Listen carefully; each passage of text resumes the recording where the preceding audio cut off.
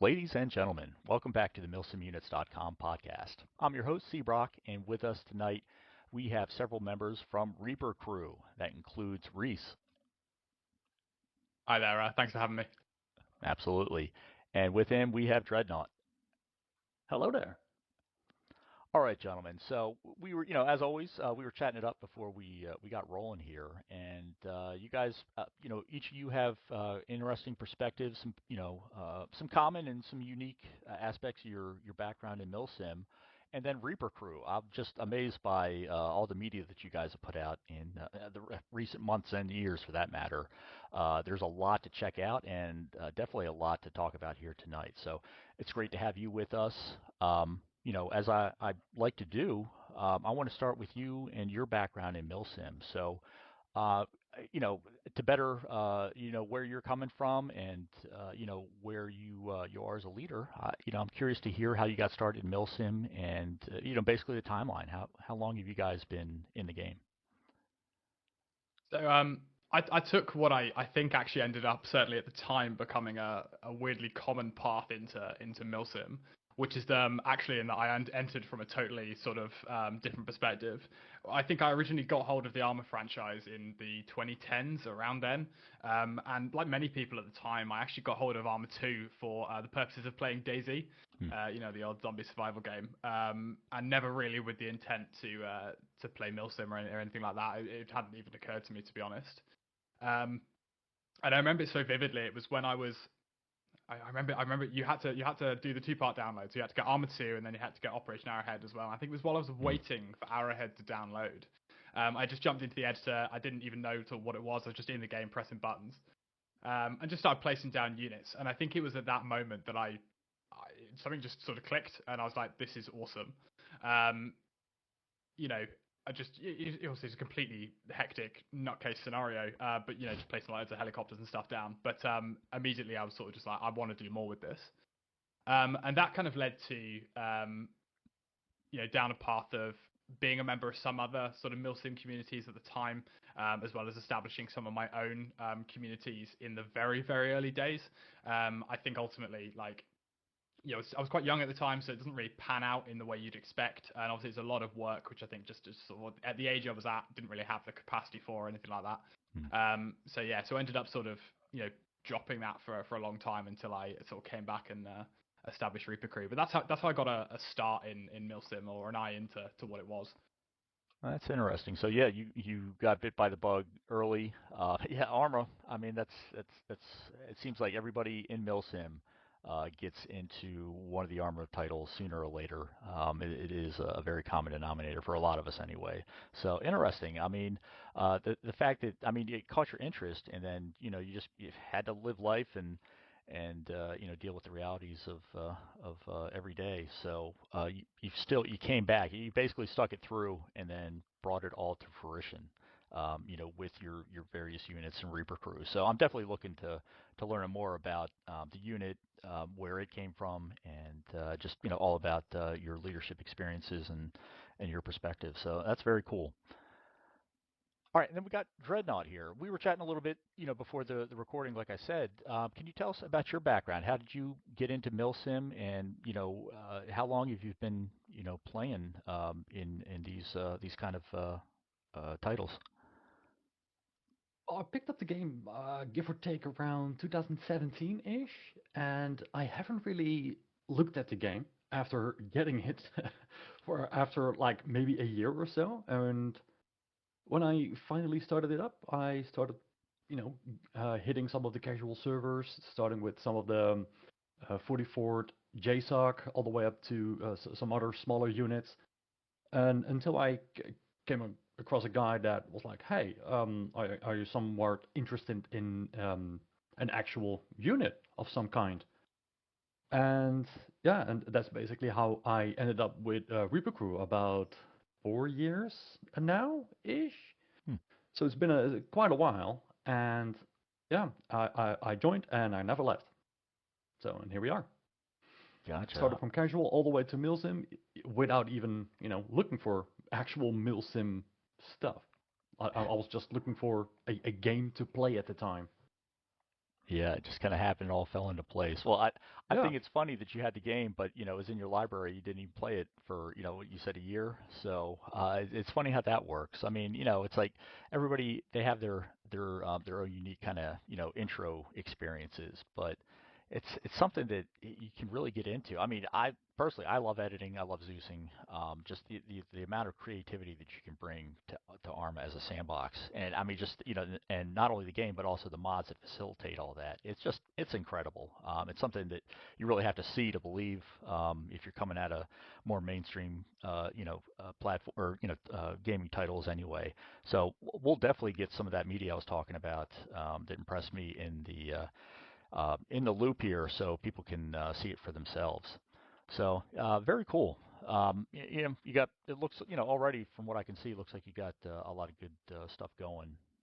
So yeah, I'm curious. So tell us about ReaperCrew. I'm curious how you guys got started with that. Was there a pivotal event or a leadership choice or decision that really set in motion the unit in terms of where it started and where it's been going since then?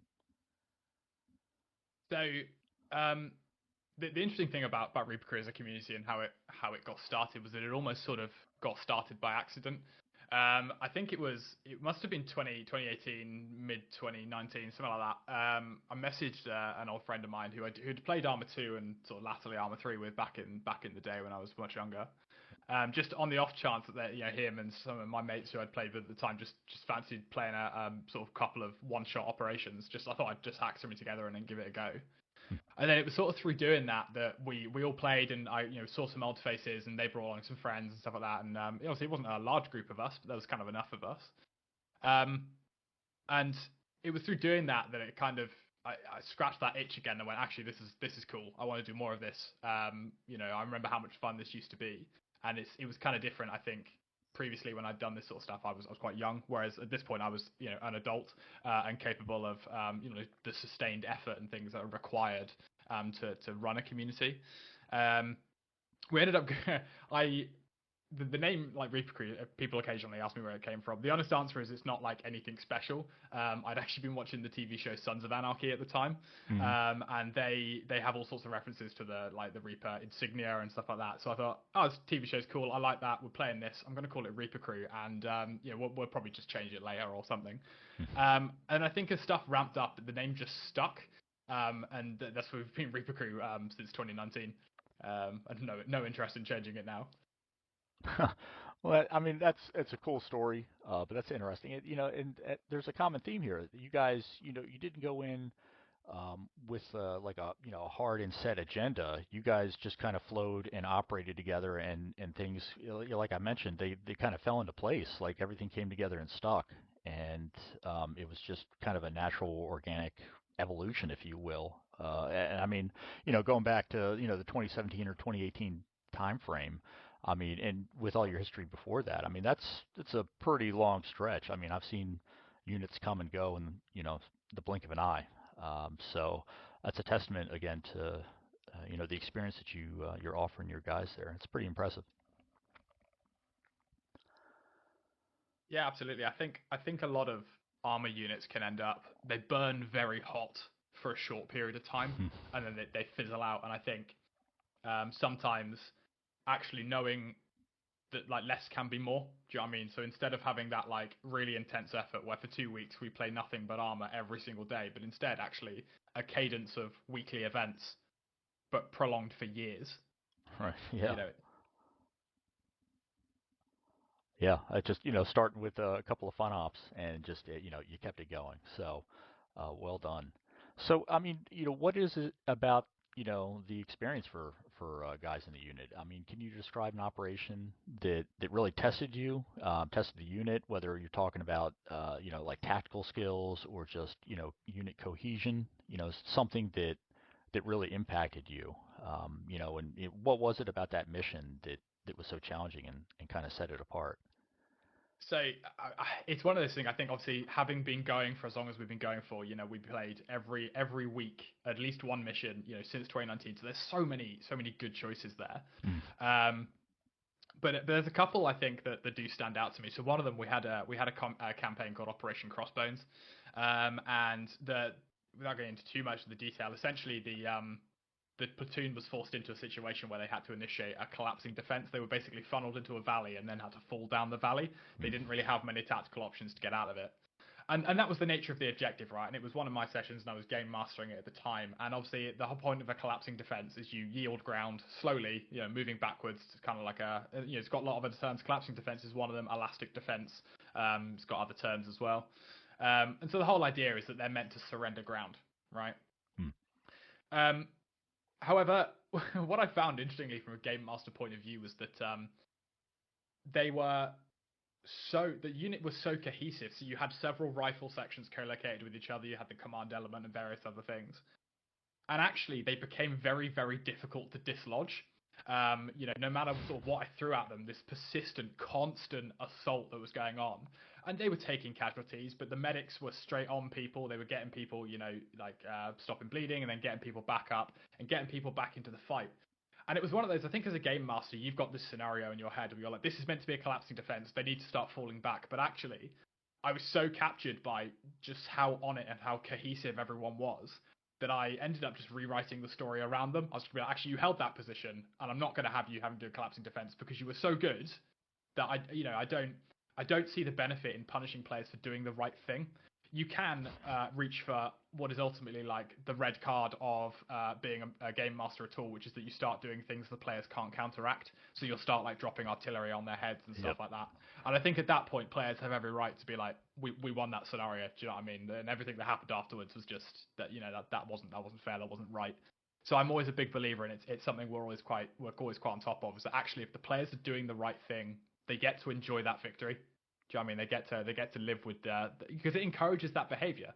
You know what I mean? If a unit can be super cohesive, communicate with each other, do everything right, and they still lose anyway, then it does damage that morale aspect, and it kind of makes people go, well, why do I bother doing things properly? Because we're just going to get punished for it anyway. So we're always very big on, if you do stuff right and it works, then great, that's fantastic. And so that operation stood out to me. There's others like it as well, but yeah, that's where people just come into their element. They're all talking to each other. Everyone's doing their job. Everyone knows what's going on, despite all of the chaos and stuff that was unfolding around them. And it was actually a joy to watch from the bird's eye view. That sounds pretty intense. I mean, anytime you're down in low ground in a valley, I mean, you're going to be at a tactical disadvantage, and any unit that can stand its ground. I mean, obviously, yeah, like you said, you're supposed to surrender that ground. You're going to fall back, try to make it as costly as possible. But any unit that can stand shoulder to shoulder, or any element, I should say, and hold what they got, though, I mean, that's impressive. And yeah, you're right. In my experience as a Zeus and a game master, yeah, you start dropping mortars or maybe some 155s or something to dislodge them. But again, I think you're speaking to that kind of that fluid nature of not only the operations themselves, but and you're taking and giving feedback. So you guys are, it's like it also that in itself points to the relationship between the leadership and the rank and file, the file soldier.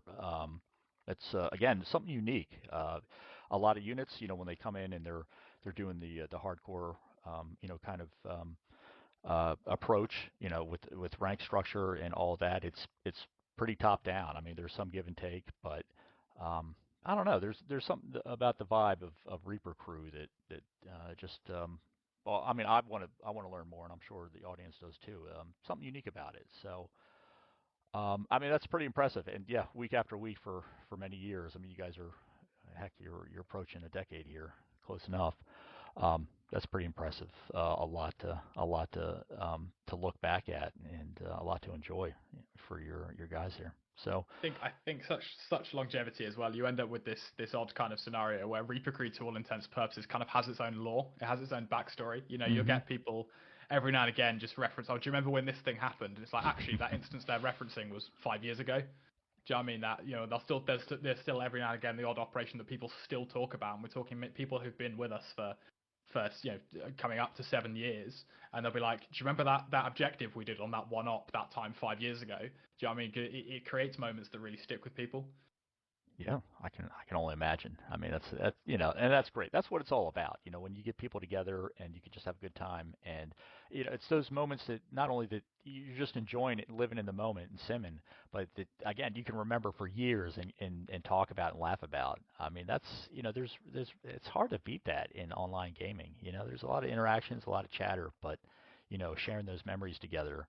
Where all your senses were engaged in that particular exercise or engagement or battle, whatever the case may be. I mean, that's for me, that's what it's all about. So it's great to hear. So, I want to talk about your identity. I mean, again, you just kind of you came up, your Reaper crew. You got your, I guess your mascot, if you will. Let's talk about those relationships that you built up with your guys over all these years.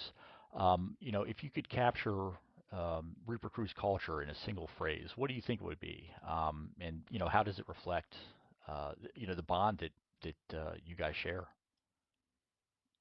I think over the years we spun through a number of mantras, and there's kind of a couple that sit with me that ultimately mean the same thing. So we kind of have, our proper one at the moment is immersive realism. Let me try that again. Immersive realism, uncompromising gameplay. Mm, But one we used before that is gameplay over realism, very sort of tight and to the point, and essentially serves as our mission statement. Um, Ultimately, a big thing about our culture is understanding that this is, as much as it's fun and we like to be serious and tactical and all that sort of stuff, it is fundamentally a game. It is what people do as their hobby for fun. And so for us, it's about tactical realism only to the point of enhancing gameplay and actually, to only do things that will add to the quality of that gameplay rather than, pursuing realism at all costs, usually to the detriment of gameplay or doing something because, that's how the real military do something or whatever, but that has no actual application to a sandbox video game. So it's kind of establishing a tactical gameplay atmosphere that is serious enough when it needs to be, but at the same time respecting the sandbox and respecting ultimately why people are there, and that they have given up their time to be there, as a hobby, their free time. sure. I mean, and it can be difficult, I guess to find that common vibe, because there is a balance to be had between, just like I said, being hardcore, really, like you said, taking the primary approach of realism, and then, I guess, not the opposite end of the spectrum, but the different perspective of, having a good time together, having fun, playing a game. As much as you want to do things by the book, kicking doors or firing and maneuvering. At the end of the day, I think we've seen it. We might have experienced it ourselves that if you're not having fun, if you're just being miserable because that's the kind of stereotype of that unit, people aren't gonna they're gonna burn out and they aren't gonna to hang in there for years, like you've been talking about here. So that's great. And that's the thing when you can keep it light enough that you can be buddies, but yeah, when bullets start flying or already starts dropping, you guys know what to do and how to take care of it and face it. That's what I think milsim culture is at its peak. So, good shit. So, I mean, we talked about, your background, personally, Reaper Crew's history, what you got going that makes it so enjoyable here. Uh, what about some of the obstacles that you've faced as a leader, as a milsim gamer? I mean, is there a big, what's the one particular challenge that really stands out in terms of, how much it was to handle? I mean, and this could be anything going from, logistics of the unit, whether you're talking, server side or back office, or if you're talking about in server, interpersonal between leaders and soldiers or just soldiers in general, technical stuff. I mean, what's the single biggest challenge that you faced, and how did you approach it and build your unit, on top of that experience? I think it's definitely obviously hard to quantify. I mean, especially going for as long as we have, we definitely have encountered a number of obstacles. But I would say the one like big standout to me was knowledge transfer, particularly related, in developing like mission makers and mission designers.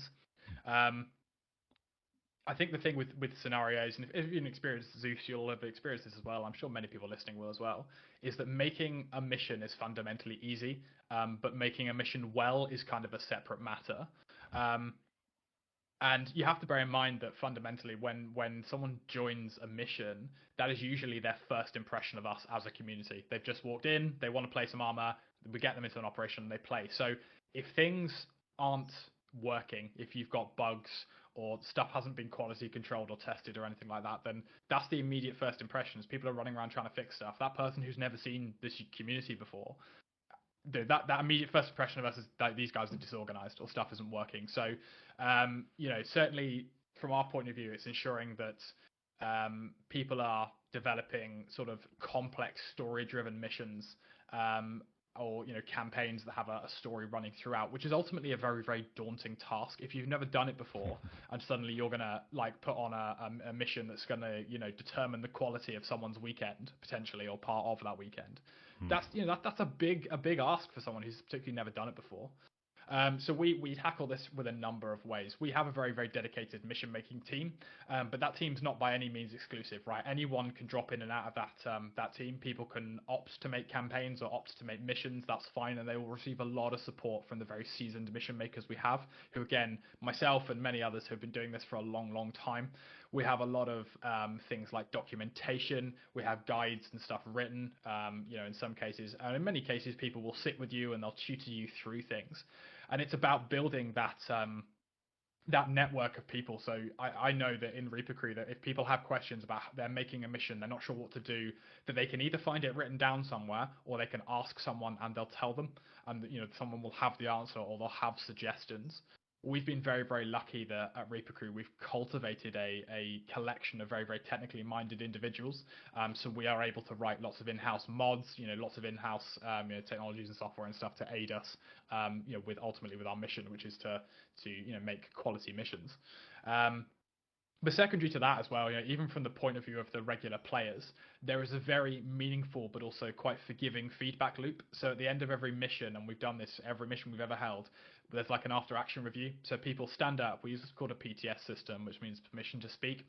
And all that happens, if you have something you want to say, be that good or bad, you stand up, and then the person basically running the after-action review will just like say your point, and you get to give your feedback at the end of every mission. We're always very clear that, please try and make any feedback you give constructive.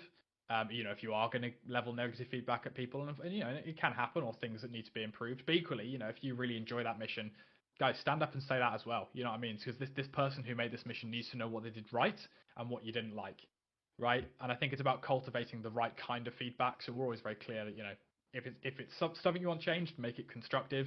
If you really enjoyed that, then make sure you say that as well. So yeah, I think ultimately building people up to be good mission designers who can design, series of interrelated objectives is probably the biggest ask we've got, because fundamentally, no mission, no event, right? It's the fundamental building block required for us to do anything. And the fact that we have managed to produce a mission, made by someone nearly every week since 2019 is a huge testament to the effort that everyone as part of the community has put in, not only to make the missions itself, which is like a huge ask of people's free time and their availability and their capacity, but also for the community for playing those missions and then providing that feedback loop again, so we can, we've improved every mission we've ever played. Every time you play, you get just like 1% better. Do you know what I mean? That steady improvement over time means that the operations we can now produce are very slick, they're very organized, and that, mostly we don't encounter any bugs, because we've tried and tested a lot of these processes, and we're very good at imparting that knowledge onto new people so that they don't hit the same issues. Mm. Well, you used the word cultivate, and I mean, you touched on a lot of different aspects of the unit of operations of just I think organization in general. I mean, obviously you got to have things right on the technical side with the server, but yeah, I mean, people come from the mission, come for the mission, like you said. So if they're not enjoying themselves, if it's sloppy. And that's the thing. I'm thinking back. I could spend half an hour putting together a mission, or I could spend 3 hours and make it like just the most epic kind of simulation that you can get out of the Arma 3 engine anyway. And that's a choice you got to make. But you also talked about how your missions are story driven, and with that feedback loop, inside the game, outside, with comms going both ways, across the different levels of echelons of command, if you will. I mean that's a lot. It takes a lot of time, energy, commitment. No, it's like I guess maybe some guy who's got nothing better to do could probably pull it off himself. But at the end of the day, you need relationships, you need trust and respect and buy-in. You need stakeholders who are going to step up and take ownership of their little piece of the unit, and that's what I'm hearing from you. Talking about those challenges, of not only sustainability of just having a good time to begin with that draws new players in. So, yeah, week Yeah, after I week, think. like you said, I think it's Yeah, impressive. I mean, just so many. Do you know what I mean? Like so many missions over time, so many campaigns and themes. What Hmm. we've learned as a community, particularly, is that people, if there's a storyline and people can understand why they're doing something, it tends to generate a lot more buy-in. People tend to be more engaged in the story, and you can always tell, like some of the campaigns that. Again, I'm talking about you're talking years back, and people go like, "Oh yeah, we were going to that town to do that thing," and they remember why they were doing it because it was framed in a context of like you're going to do A to achieve B. It's not the problem is I think there's a pitfall that a lot of people fall into with mission making is they kind of just put some units in a town, they'd be like go here and shoot all the people, Yep. and that's all well and good, but if we'd done that every day or every week since 2019, that would get very very stale very very quickly. So it's about making sure that you're building a scenario that kind of has a progression to it, that people understand the motivations for why they're being asked to do what they're being asked to do, to drive that buy-in ultimately from players as well. Yeah. Yeah. You've said a lot. So yeah, that's good stuff. Um, Dreadnought, what do you think? I mean, you've been in the unit a long time as well. What's a challenge that you've faced, either as a leader or just as a soldier in the field? I mean, what's something that really made you have to kind of rise above and keep moving forward? I would say it's the moment when I actually really realized I wanted to become an NCO within the unit. Mm. So I started off kind of at the very bottom, and I noticed when things kind of got hard, people were just bogging down. Kind of their heads were literally empty at the time, and they were just unguided projectiles.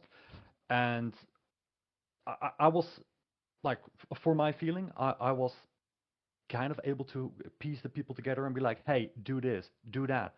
And I noticed I kept my cool a lot of the time.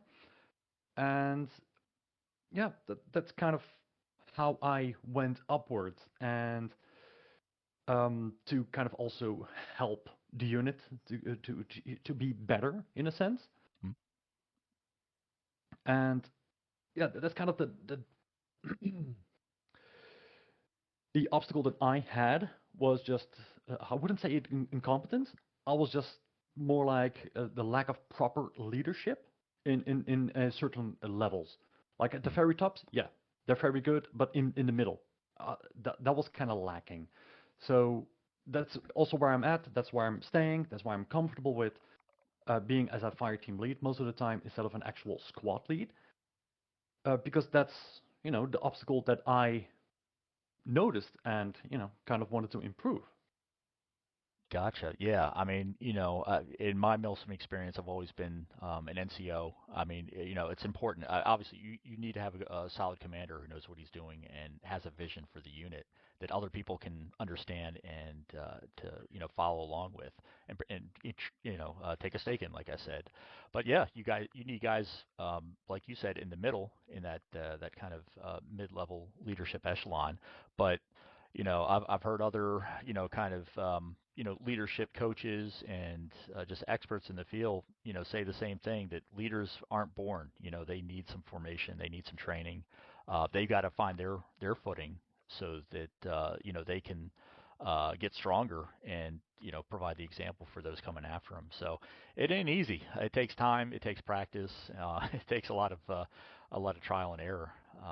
When you're in the Armorverse, because there's all kinds of stuff that can go wrong or just fall short, and everyone's got to step up and kind of help pull through. When you have those bad moments, but that's an important part. Whether you're talking about the technical side, like I said, the story-driven gameplay, just all the good people who are coming together. Leadership is really what ties it all together. So it's great to hear that perspective from an NCO in terms of what is making ReaperCrew what it is today. So I want to hear about your presence in the community. I mean, you're tier one on MilSim Units and on the Discord and milsimunits.com. I check out your profile on your Discord. I've seen quite a few of your streams and other vids there. So I want to hear from you. What is your strategy or your approach to amplify ReaperCrew's presence outside of gameplay? I mean, you like I said, you've got all that media. You've got a great presence. You're active in the community. What else might we not know about, or can you give us a bigger picture of how you have that presence to attract new members? I think a big thing for us is that we've always tried to build a very content-friendly attitude. If people want to come in, like over the years, we've had many streamers. Dread is one of them, but many people who record our content, and people take different approaches. I mean? Some people splice together the funny moments. We've had a couple of what almost in effect became blooper reels of just some of the hilarious Arma moments that happen, and people saying funny stuff and things like that. Whereas other people take the more serious approach. They'll kind of show more of the tactical moments and things like that, where people are pardon me, where people are sort of moving and behaving as they should. And so we're very, very just keen for people to generate whatever content they like in whatever way they like. We've had some people make narrated, step throughs of operations and stuff like that. And at the end of the day, like whatever they want to do. And I think this comes again from allowing people to have the creative freedom to they take the content that we provide and then they can spin that in any direction they like. For example, Dread streams every weekend that we play, and I think we try and sort of temper that with having some rules. So, for example, when it comes to streaming, we're very much of the belief that we're happy for people to stream, but we don't want to hear people talking to their stream, if that makes sense, because it's kind of, Yep. If you're in the middle of this sort of tactical scenario and then some bloke next to you is just like addressing a question he got in his chat, it's just like, what? It's like Right, just this yeah. person's talking to himself. So we always just take the approach that it's kind of like, if you can set up like a separate microphone or a separate push to talk or something so you can talk to your stream, happy for you to talk to your stream, obviously during the game, just we don't want to hear it. But aside from that, it's kind of very, very relaxed on what you can and cannot do with regards to streaming, with regards to recording or anything like that. I think we take the belief, generally speaking, that content, it speaks louder than like any recruitment post can do. When people, find our content and they watch it and they go, this looks like a cool thing to do, I want to join these guys. At the end of the day, everyone can post a text message that talks about what their unit does, but actually seeing that in action, that's what really, really sells it. So yeah, that's particularly kind of the streaming, the video side. We're not hugely engaged with social media as a platform. That is something we kind of do want to address. So that's probably something we're going to be looking at in over the next 12 months or so to sort of spin up a more regular cadence of social media and that sort of engagement. Gotcha. Okay, I was wondering. So, like I said, we'll have those links below in the video description. But yeah, I mean, just checking your website here, you've got 3 streamers up, that are I guess they've been in the rotation as regulars here, and I'm still going through everything, but I'm also looking for the the other recommended videos related to ReaperCrew. So a lot to digest, going back many years, and I mean some. Like you said, there's a different style, different kind of editing. Not everybody is just doing a raw recording of the gameplay, which I think is cool when you get different POVs, of the same action. But yeah, you've got a lot of to choose from here in terms of just entertainment and just kind of videos to chill with. So that's pretty good. And definitely, if you do expand across social media, we can get that on your profile page at milsimunits.com. Get it out to the rest of the community who want to take part. So just keep working with us. We'll work with you, and we'll make it happen on your time. Yeah, we're looking forward to that. Thank you. Absolutely. So I want to ask, about your engagement with MilSim units. I mean, you're in tier one. You've got a great presence. You guys are, on the page, making their voices. I mean, on the Discord, making their voices heard. They're on the page, voting you guys up. So a lot of great engagement. I'm curious, how have we made a difference, since you've been on the platform, since you've, subscribed as a tier one unit? Can you tell us how we've enhanced your visibility, or, we've helped you, kind of make or broaden your connections within the greater MilSim community? Yeah, so we've definitely seen a general increase in people engaging with us. People wandering in to see what we're about, to see what we're doing, and to see if they can join in and that sort of stuff. Since we've been using MilSim units, there's been quite a sharp uptick actually. Um, yeah, so it's a lot of engagement sort of from that area. Um, we don't tend to. Sounds so bad, but like we don't tend to engage with the broader MilSim community. We don't tend to do joint ops or anything like that. That's just kind of not how we have been structured and how we built things. I found that we have a very specific way of doing events and operations that works really well for us, but probably doesn't necessarily, isn't necessarily compatible with other communities in the Sure. same way. So that isn't something although to be fair, like we remain open to doing joint ops. It's just so far we haven't really found anyone that we match the wavelength on, that we think that we gel really well with these people. Mhm. But yeah, no, definitely the number of people coming through the front door has been noticeable. We had a very big membership, particularly during sort of that time that shall not be named in the 2020s. Yep. And I think post that we had a bit of a drop off because we didn't really recruit much. We had quite a large population, and we did a lot of our recruitment through word of mouth. Now that was fine when everyone was indoors and no one had anything to do. But obviously, as we've been going for so long now, we do get people just naturally age out. I've known some people who've left because they've gone to, new and exciting careers. Some people have started families in that time. They've gone on to do all sorts of stuff, traveling for work, changing careers, going to university and all sorts of stuff. So people do just naturally age out. It's not because anything's wrong or anything's happened. It's just because they've reached their time and it's time for them to move on. And that happens sort of anywhere really. But as a consequence, we hadn't really been recruiting for a long time until we started engaging with MilSim units and thought, we should probably start recruiting a bit more actively than we currently are. Gotcha. Yeah, I mean, recruiting can make or break a unit. I mean, that's the thing. I mentioned the server, and technical kind of aspects of keeping those ops going. But yeah, you need to keep the fresh recruits coming in because yeah, life happens to all of us, to the best of us, and we do it when we can. But yeah. So I mean, you guys, started. I mean, I guess you guys really formed about 2019. I mean, but you were going strong before that, with your friends, with other units here. So I think it's something important to consider for any unit leader out there, in terms of what we as a platform, what MilSim units can do for you. I mean, whether you are tier one sub or any of the other tiers, whether you are just new on the platform and posting recruiting DMs, or I should say recruiting messages, it can make a difference. If you do it right and you're consistent, like all leaders should be, it can really pay off in the long run. And we've got tools to help you to make it easier for you, so it's less legwork and more benefit on your side of the equation here. So I appreciate that. That feedback. We always like to know what's working well for people. We take the negatives or the complaints. Not that I haven't heard very many lately. So we want to keep it real and make sure that the benefits are coming, that it's really paying off for you guys. So glad to hear about that. Now, I mentioned the daily voting. So your tier one unit, you've got the daily voting bot. You've got the multiplier.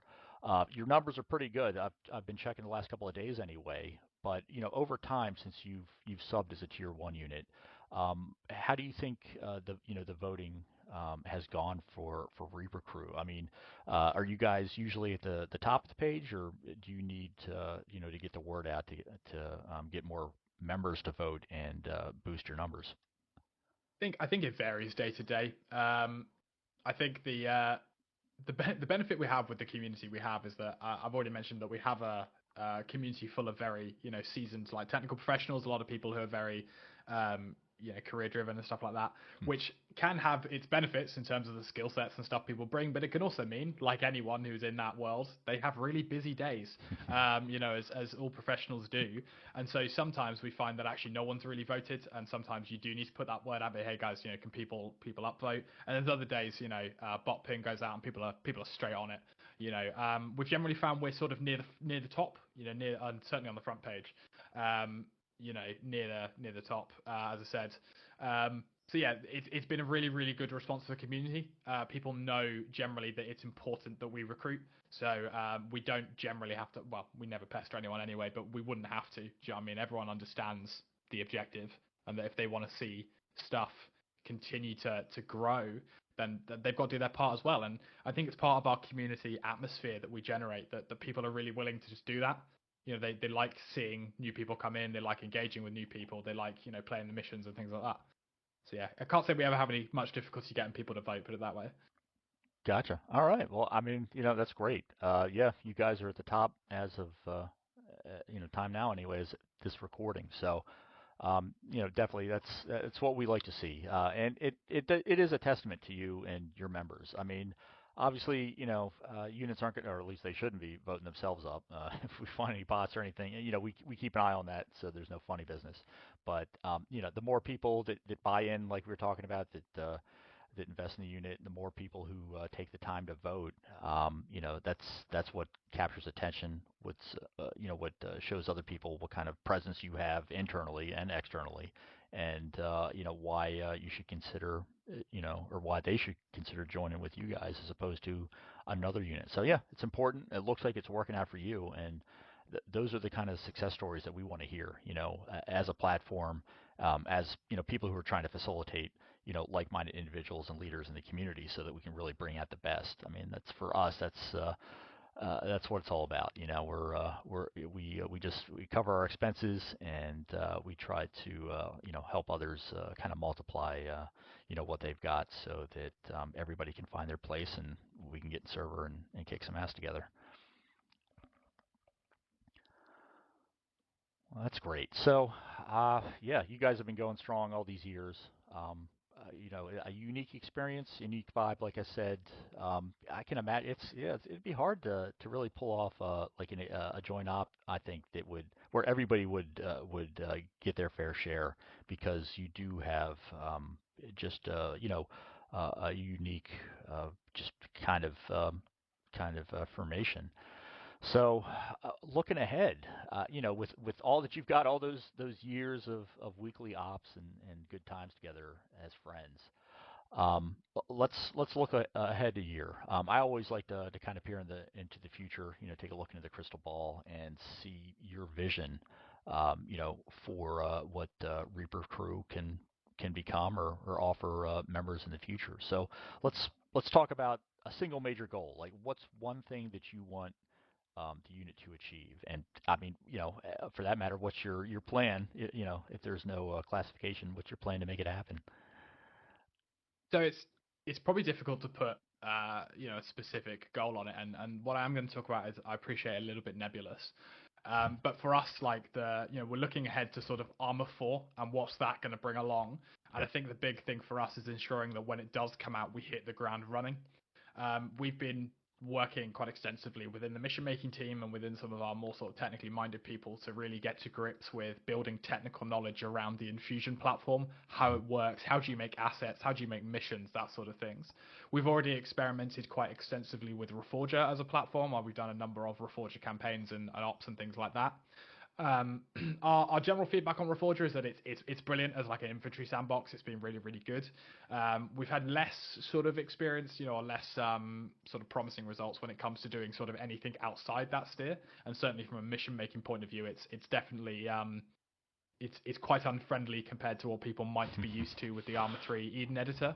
So Yep. definitely for us, building that experience, building that knowledge so that we can try and work around some of the challenges that introduces.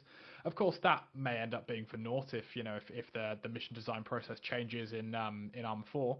But until we have any solid information on that, we'll have to work with what we've got. So we're really it's looking forward to hitting the ground running with Arma 4. It's kind of our big goal, which I appreciate is sort of not a very specific one, but it's kind of where we're looking. No, that's I love to hear it because I mean that's the thing. Every year, it's like we got that projected date of 2027. Well, here we are, 2026. We've been talking about this for almost 2 years now. I think maybe 2 years, but it's on everyone's mind, and we're all wondering. I mean, Arma 3 is what 12 going on 13 years now old. I mean, it's still holding its own. It is quite the sandbox for milsim gaming.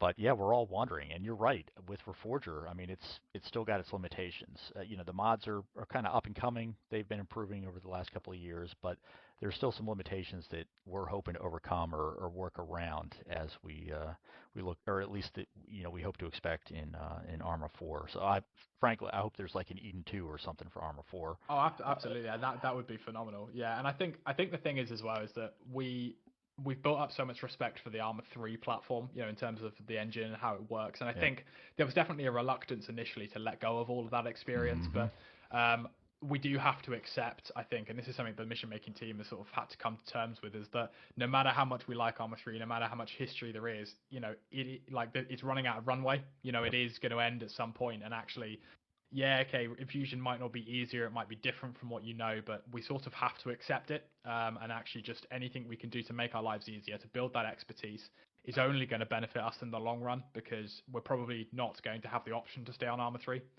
So, it's Yep. just not worth planning with that in mind. Writing's on the wall. It's just a sad reality of milsim gaming. But I mean, the fact that you've got a modding team, in the unit. I mean, that in itself can really make a unit a powerhouse in the gaming community. It gives you so much power, flexibility, the ability to work beyond those limitations of the engine and some of the mods, the other mods out there. It really can breathe a lot of I just life into a unit, I think. So that you've got these technical people and they're looking ahead along with you in terms of planning and laying the foundation and kind of building up the framework to make it a success when it comes out. I mean, yeah, there's a lot of questions left to be answered, but they've given Bohemia anyways been giving us their interaction has been pretty good. Their comms have been pretty well done, and they've given us something to work with to get our own footing as we approach next year. So I'm definitely looking forward to it. I'm also looking forward to seeing how it pans out for you guys. We always like each year we like to go through our tier one units and do kind of a a recap or just a catch up session so we can see what's changed over the year, see how you've progressed and how the experience has continued to develop. So definitely looking forward to the future. All right, so we've touched on quite a lot of good information here. I mean, it's always great to know, the people behind the screen names, to get to know the personalities behind the voices in the streams, and definitely to learn, about units, what they've got, what's working for them, what they've had to adapt and overcome. Um, but I'm also curious about just like getting to know you guys like heart to heart, leader to leader maybe. Can you tell us? I mean, being in Milsim all these years, taking leadership roles, whether you're a commander, an NCO, how has been a member of ReaperCrew, or how has it changed your perspective when it comes to leadership, to teamwork with other people? What's an example of that kind of change in perspective, or that shift in thinking that you can share with others out there, whether they're up and coming leaders or they're experienced guys like you who are still kind of picking up what wisdom they can as they go. So I think I'm gonna answer the question, albeit somewhat indirectly. Apologies for that, but I will come back around. Um, I think something that's always been interesting for me from the teamwork side of things is that so we've been going for a long time now, and in many cases, the relationships that we have built with each other have in many cases translated to meeting. In places I have met Dread, for example, in real life, and we did not have any kind of relationship before starting ReaperCrew. And I've met other individuals, and we've gone out on we've had group activities, we've had birthday parties and stuff where members of the community have all come together. And it would be fair to say that members of ReaperCrew now they rank among some of my closest friends. Rivaling even people I've known from school and things like that. And I think the point about teamwork and perspective and all that is more that what we found is whenever we've met people in real life is that actually that all that time spent building relationships in the game translates to this out of game camaraderie as well. It's not sandboxed into you can only talk to each other in Arma. And what we found is that these interpersonal relationships essentially broke their boundaries, and that that you'd be able to banter with people and stuff in the same way you would if you were playing Arma. And many times we've been on a number of expeditions and things like that, sort of like camping, hiking expeditions and stuff with some members of the community. There's been little groups of us who've gone to do stuff like that. And again, that kind of that banter, those relationships that you've built with these people, ultimately through a screen, playing a video game, they translate to real things. You've genuinely built rapport with these people. And that's just fantastic to see. Do you know what I mean? In a lot of cases, when it comes to ReaperCrew and some of the more tenured members, they're more than just a screen alias. These are real, tangible relationships. Mhm. Well, that's interesting. Talking about getting to know people, taking a look behind the screen name. I mean, that's the ultimate way of doing it. Of taking the virtual, the simulated experience and making it real life. I mean, you think about it, camping, hiking. That's a lot of the Arma experience. But when you got fresh air and beautiful surroundings, that's a whole nother experience. So that's really cool to hear. That you can take these virtual relationships and turn them into real life friendships. It's something that I don't know. It seems almost unique to MilSim. You don't I don't see those kind of connections in other kind of genres or other just types of gaming like we have here. So that's great. If I may, I do have another musing on the leadership side of things. Sure. Um, What you got? and I would give this guidance to anyone listening who's either running their own unit or is thinking about starting a unit or anything like that, or anyone looking to join us. Is that you'll see this embodied in a lot of what we do, which is that ultimately, when it comes to running a unit and things like that, you need to understand what your principles are. If you want to be super hardcore milsim, that's absolutely fine. Or if you want to be more relaxed or anything like that, that's fine as well. But you just need to understand what you're aiming to achieve, what your principles are, and then stick to them. I think where some people can go wrong is that they will, in an attempt to kind of bend to sort of make other people happy, you'll kind of skirt around your principles or bend some of them, whatever. But I think when attempting to please everyone, all you actually achieve is pleasing nobody. So what you may as well do is, if you want to be super hardcore milsim, that's okay. Don't, have your standards and let them be your standards. And the people who are like-minded will find you and join you. Yep. But yeah, that's the guidance I'd give to any potential leaders out there. It's good stuff. I mean, you're right. That's everyone's coming from their own, kind of, background and point of view.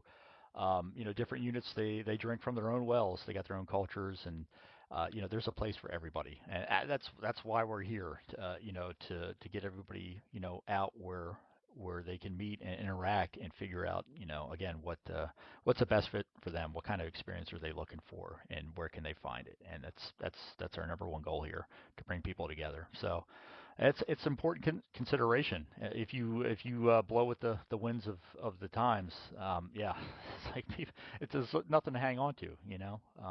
You're just going to be shifting, and people can't they can't plant roots. So There's definitely some wisdom in those points you shared. Now, what about you, Dreadnought? I mean, you're an NCO team leader. I mean, you've got a lot of experience, but when it comes to leadership, like we were talking about earlier, and I said, there's some formation, some things you got to learn, and things you got to develop as you kind of rise up, throughout the ranks. So, any perspectives you can share with us? I mean, what's something that has changed you or kind of shaped your growth and development? So I would say from the moment about, well, to kind of continue on what I previously said about, when I realized I wanted to become an NTO and all, at that moment in time, yes, I could probably say, oh yeah, I could do this, easy, no sweat. Later on, it totally that idea was totally false. When I applied, the first time I applied, I was actually rejected because we have to apply to become an NCO within our unit, Hmm. and at the second attempt, they were like, you know what, let's give it a whirl. So I got into a trial phase, and during that trial phase, I got so much feedback, and with all that feedback, I kind of reshaped myself into a better NCO and leader on its own. And yeah, that's all coming from the community as well. So it's not just people can play; it's also we build up each other, Hmm. and that really helped me getting into the leader and as an NCO right now as is. Gotcha. Yeah, that's no man is island unto himself. That's the thing. No one should have to do it alone in combat, simulated or otherwise. So, that teamwork, that kind of mutual development and preparation and training, it goes a long way. And like we were saying earlier, it's a very important part of making a unit successful, not only from op to op, but in the long term. So. Some great insights from both of you. Getting different perspectives within the chain to see how being a member of ReaperCrew has kind of shaped you. So yeah, I mean, a lot of great stuff here. We described some of your ops, some of the most memorable and challenging experiences you guys have faced in game, as a unit. So let's say, there's going to be people here listening to the podcast who are they might be totally new to MilSim. They're just on the channel for the first time today, and some other people that have obviously varying levels of experience in game and out. So let's say that you could host a day in the life event for the unit. Have like some kind of public affairs event. What would you want outsiders to see or experience within ReaperCrew? Certainly think there's a couple of things that come to mind. Certainly from my point of view, and I always think it's a marvel to behold, is just how well, particularly within our community, that banter, that fun, that kind of chill environment meshes with the tactical atmosphere. You always know that, like when there's downtime, when you're traveling between objectives, for example, when you're waiting for a contact to start and things like that, there are jokes flying around which are almost certainly not appropriate for this podcast. I mean, people throwing stuff back and forth. But you know that when those bullets start flying, when bombs go off, when stuff explodes, when you get mortared or whatever, it's like a switch just flicks, and suddenly they're just in it, and they're doing what they're supposed to be doing, and they're looking out for their buddies and their stuff like that, and they're playing the game with a view to fighting and winning at the end of the day. And I think it's one of those. It's very easy to notice when it's going wrong, and not always that easy to notice when it's going right. But actually, it's awesome to look at, to see people behave in that way. That'd be kind of the first thing. I think the second thing is that I believe we have a really friendly atmosphere within our community. If you want help, you will get it. If you've never, and we've dealt with plenty of scenarios like this. We've had a couple of people pick up the game and be like, "I've got 2 hours in this game. I literally got up earlier on today. I want to play." No worries. Do you know what I mean? Load into the server. At 1:30, and what we'll do is we'll get you in, and someone's going to take you to one side. They're going to tell you, here's your radio key binding. Cool. Let's move your grenade keys around. Here's how you do this. Here's how you do that. Here's how the medical system works. and we have absolutely no trouble at all when bringing on very inexperienced players. And we're always building up the atmosphere of, if you want help, ask, and if you're willing to receive that help, then we will happily help you, no problem at all. And I'd really love for people to see that as well. I think it's one of our defining characteristics, is that people can always ask for help, and they'll always get it. Yep, there you go. It's important. And so, we're talking about, new guys, FNGs in the audience here. There you have it. That's the thing. If you want, that chill kind of, combat buddy experience. But yeah, like you said here, Rhys, when the shit goes down, that flip switches and everybody falls into place. And that's cool to see tactically as a leader on the ground. But as a Zeus, it can be almost mesmerizing when you see all the elements, move in their positions and their formations, and react to contact like they've trained and prepared to do. It's quite a beautiful sight. All right, so I'm curious, in terms of like call signs or nicknames, just some of that locker room banter. Um, can you guys tell us about, like, what's the most ridiculous call out, the most ridiculous nickname that a member of your unit has ever earned during an op? I mean, it's like I'm not sure exactly how much you guys kind of razz on each other, but can you give us an example of someone's screen name or their call sign, or just their nickname during the AAR that you think really stands out as the most absurd? So I've got two answers to this, kind of. Excellent. All right. So in terms of like specific nicknames and stuff, we haven't really done much of that. But what we do Right. have, and it's been a tradition since I think 2019, is we have a quotes channel. Okay, there's a couple of rules to the quotes channel, but essentially what happens is, if someone says something really funny or really stupid or whatever, you quote them right in the channel. You put what they put and you put who said it. There's a couple of rules to the game. So for example, you can only quote people in the moment. So when they've said the silly thing, you have to quote the silly thing, right? You can't like watch back streams and quote people afterwards or anything like that. But it does mean that some of our funniest moments do get immortalized in that way. I would read some of them out, but to be honest, one, they're probably not appropriate, and two, they probably won't make sense out of context. But certainly for people who were there, they look back on the quotes and they go, that was absolutely hilarious, or something like that. And I think my second answer to this one, and it's kind of not so much a nickname for an individual, but it is an incident we sort of comically refer to as the Viper 4-1 incident.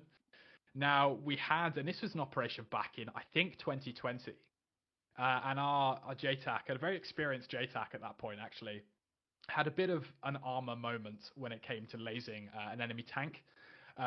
Unfortunately to him, from his view, his laser was clearly pointed at the tank. Unfortunately, what he was actually experiencing was a bit of an armorism, and actually his laser was clipping a tree that was in front of him, like immediately in front of him. So what happened eventually was that the A-10 released its payload directly onto most of the commanding element of the platoon and a rifle section that was stationed nearby, resulting in what we now call the Viper 4-1 incident. This became so iconic within the community that actually watching the 2-minute clip of the Viper 4-1 incident from both the pilot's point of view and on the ground, sort of juxtaposed against each other, actually became like a mandatory part of the JTAC trainings. But congratulations, you've done. Now watch this 2-minute video on why you need to be sure about what you're lasing. And it just became the moment. So when if anything like sort of comes up or people do things silly in aircraft, it's usually go, oh, Viper 4-1'd it. Oh man, that hurts. I'm glad you guys can laugh about it in hindsight, because I mean it is a game, but oh my, yeah, that's rough. I got to check out that clip because that sounds pretty intense. We'll definitely get it sent over to you. We'll that'd be great. You can include it in the notes. As well, Yeah, definitely. We'll get everybody's eyes on that, because only in Arma, man. I tell you, it's great when it's great, but man, when it goes south, yeah, you know how it is. But great examples there, and a quote wall. It's been a while since I've seen a legit quote wall. That's you're right. That's history right there. Maybe a little out of context, but for those who were there, that's a great way of taking a whole mission and encapsulate, or a whole moment anyway, and encapsulating it in just a few words. So I like it. All right. So yeah, definitely. I mean, ReaperCrew, going strong all these years, offering a lot of things. Regular operations, great media presence. Yeah, you guys. It seems like you guys are really living the dream here in terms of Arma 3 gaming. Definitely looking forward. Like we were talking about the future. Arma 4. Hopefully, it'll be just a matter of a year or so before we can dig in and start to learn what we got at our hands there. Yeah, BI, we're counting on you, man. Make it a good one because we've talked about all the potential, the history of where we've come from and what we're looking forward to in the future of MilSim. Definitely, I can't wait. So we'll see what happens. But before we wrap up, I just want to see if you guys got any final reflections. Kind of just get your perspective. As a unit leader, as an NCO in the ranks, bringing up the next generation here. Um, you know, what's the proudest achievement that Reaper Crew has accomplished? And it could vary from either of you. But what do you think is the best thing that you guys have done as a unit? And why is it so important? Why does it mean so much to you?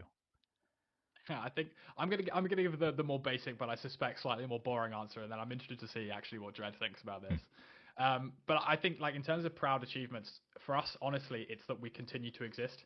I touched on this at the start, and a lot of units they'll pop up, they'll burn really hot for a few months, maybe even a few weeks, and then it'll fizzle out. And the fact that we've hit that regular cadence, the fact that we've got no end in sight for that regular cadence, we've got campaigns scheduled for the next few months at least, and that's not including any new mission makers and stuff that come on board or any more campaigns that get scheduled. The fact that we've still got that going after all this time is a very it's a moment that makes me very proud of the community, and that's not like of myself, but of the effort that everyone puts in, because a lot of people spend a lot of their free time, their capacity, their energy to just keep building a community up and keeping it going. And every week that we play another mission, that's more memories being built, that's more of a community being built and things like that. And it's such a privilege to be part of, if nothing else. So yeah, that's my slightly more boring answer, I'm afraid, but it's definitely the truth from my point of view. That's a good one right there. That's something to be proud of. You're right. Good units don't just fall out of the sky. It takes good people to make them happen and to make them sustainable. So yeah, well done. Seriously.